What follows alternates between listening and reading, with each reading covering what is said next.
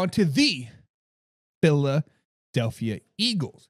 Guys, for some reason right now, the 2025 Philadelphia Eagles are kind of flying under the radar. And honestly, that's exactly where they want to be. However, I don't understand how they're flying under the radar. They are the defending Super Bowl champs. The linebacker, whoever he was, can say, we don't want to be called defending Super Bowl champions. We were the 2025 Super Bowl champions, and now we're going on to 2026. You are the defending Super Bowl champions. Shut your mouth and just whatever, right? And people are writing off Jalen Hurts as well. The media is chasing headlines in Dallas and the nation's capital. But I'm telling you right now, guys, the Philadelphia Eagles are a very, very dangerous team. Matter of fact, they are the most dangerous team in all of NFL. They've got one of the most physical lines in football. They got veteran leadership, and one of the most battle-tested quarterbacks in the entire league. Let's break down their schedule, guys, week by week, and I'll give you the recaps and the pulse of the season as it unfolds. With that being said, guys, weeks 1 through 4, I am labeling the inconsistent but potential shows, right? Inconsistent start, but the potential is there. We are going to see the potential early with the Philadelphia Eagles. And week 1, NFL opening night, Dallas Cowboys, Thursday Night Football. They come into town. This is a tough one right out the gate. And at home, big expectations, but the Dallas Cowboys punches first. Hurts struggles under the pressure, and the Philadelphia Eagles start the season off 0-1. The fans are getting nervous. The media is getting nervous. Oh, they're going to be blunder fire this year. Guys, actually, this is exactly what the Philadelphia Eagles want. Because the last time they went to the Super Bowl, yes, they lost the Super Bowl, but the last time they went there, the following year, they started 11-0. And then the wheels fell off the wagon. Let's start off rough. Let's start off rough, then fine-tune it again, right? And then week number 2, they travel to Arrowhead to take on the Kansas City Chiefs.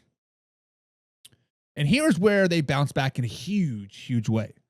Not only do they go into Arrowhead Stadium and stun Patrick Mahomes, they dominate the Kansas City Chiefs, and it is a statement win, and it resets the tone for the rest of the season. We are quickly talking about how good the Philadelphia Eagles are again. We are quickly talking about Super Bowl bound. We're quickly talking about a repeat Super Bowl champion for the Philadelphia Eagles, and it carries on into week 3 when they're back at home taking on the LA Rams.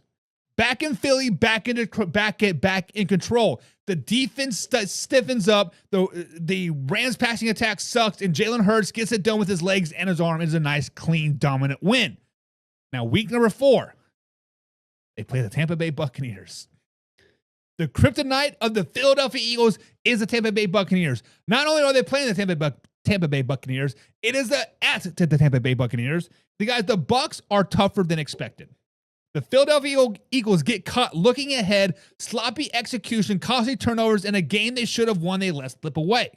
Giving them 2-2 start through the first 4 weeks of the NFL season. Up and down start. You beat the Kansas City Chiefs on the road, but then you drop winnable games to Dallas and the Tampa Bay Buccaneers. Still, this team has shown flashes of playoff toughness. They've shown flashes that they can repeat. They just need to be a little bit more consistent. In weeks 5 through 8, guys, this is where they turn the corner. Week 5, back at home, and they handle business. They dominate the Denver Broncos. The Broncos cannot protect the passer. They cannot get a rushing attack going. The defensive line eats all game long. They're not even going to send pressure. They're going to send 4 guys, and Bo Nix is going to get sacked at least 6 times. It's a dominating win over the Denver Broncos. And then, week 6, short work week, division rival playing the New York Football Giants. Road divisional game, classic Thursday night trap. The Giants steal this one late, and the Philly fans are getting frustrated yet again. Once again, consistency is the big note here. But after a very disappointing loss to the New York Football Giants, they get 10 days off. Week 7, they do travel to Minnesota. Jalen Hurts bounces back in a strong offensive performance. The defense steps up in the red zone, and the Philly controls the clock weight, getting a gritty win over the Minnesota Vikings at Minnesota. Then week number 8, they play back-to-back games versus the New York Football Giants. I know it's not back-to-back, 2 times in 3 weeks or whatever. It's dumb. Either way, they get the revenge. They get the revenge at home with the extra rest. They dominate the Giants. It is not even close this time. Heading 5-3, heading into the bye week, right where they want to be. They've taken care of business in the NFC East. Still a few frustrating losses on the road, but the defense is heating up. Jalen Hurts is heating up, and this team is starting to click. Watch out, because weeks 9 through 13, they are in peak mid-season form. Fresh off the bye week, heading into week 10, they head into Lambeau to take on the Green Bay Packers. Cold weather, road game, Philly doesn't blink. Hurts outplays Jordan Love, and the defense makes key stops late, getting a huge road win over the Green Bay Packers. Week 11, that momentum carries. Detroit Lions come into town, and this one's personal. This one's personal. Guys, the Philly plays with a chip on his shoulder, and they win in the trenches. It's a huge statement win.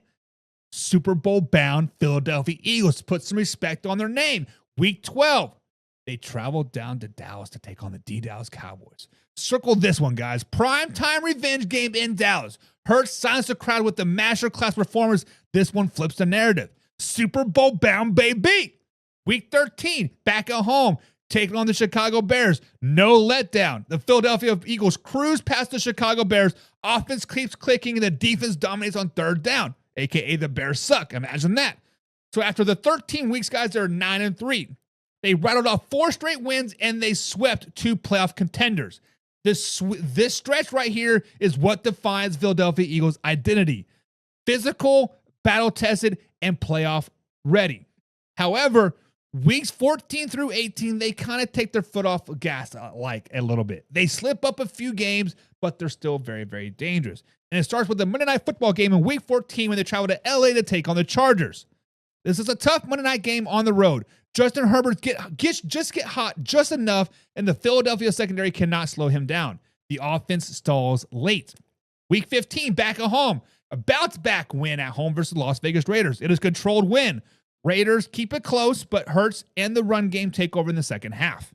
Week 16, on the road, taking on the Washington Commanders. A massive road win. They finally saw the Jaden Daniels and beat the Washington Commanders on their own turf. Defense plays its best game of the season. Matter of fact, I think they shut out the Washington Commanders in this Week 16 game. Week 17, however, they travel to Buffalo. An ugly, cold, physical game. Buffalo Bills own the time of possession. Josh Allen takes over the entire game, and the Philadelphia Eagles lose a tight one. Not the worst loss, but a very, very missed opportunity and a very, very real Super Bowl preview. And then week 18, they're back at home, playoff seeding on the line, and the Washington Commanders spoils it, right? Jaden Daniels sweep the season series, and the Philadelphia Eagles stumble into the postseason. Guys, I think the Eagles will finish 11-6, 4-2 in the NFC East. This team is not fading. They're just taking some late hits against quality opponents. That week 18 loss hurts, but the body of work is still strong. Wins over the Chiefs, Cowboys, Lions, and the Packers prove that they are still contenders. So, guys, like I said, I do have them 11-6. I think their floor is 9 if injuries stack up. The ceiling, it is 12. If they can clean up the sloppy losses and they find a way to beat the Washington, sweep the Dallas Cowboys, and clean up fourth quarter division-making, Super Bowl talk is absolutely back on the table. So, guys, in the comments below, do you think this Eagle teams can make another Super Bowl run, or are they a wild card team at best in 2025? Guys, hit the subscribe button, hit the like button. Remember, we're live Monday through Friday, 9 p.m. East Coast time, right here on said platform. Sadie, the Eagles 12-5. 12, I mean, so there's a big difference between 8 and 10, right? Losing, winning. 11-12, that is a ball bouncing one way or the other. That is a blocked field goal. That is a late game interception, right? 11-12 wins. Sadie, I think we're kind of right there on the same page. I think the Eagles are a pretty good team. Alpha Rob says they'll be 12-5. They're still good, but not as dominant. I don't think Saquon Barkley gets 2,000 yards. I think so. Alpha Rob, I think you are exactly right. Matter of fact, let me go out on a limb and say Saquon Barkley won't get 1,300 yards this season. He will be another average back at best. They might even deploy the 2-back system mid-season with the Philadelphia Eagles to kind of save Saquon Barkley for the playoffs. But we'll see. We'll see. Derek says the tush push for 22 touchdowns. other teams are going to perform, also take those close wins. So, Derek, where do you have them? Do you have them as a 9-win team? 7-win team? Where do you have them?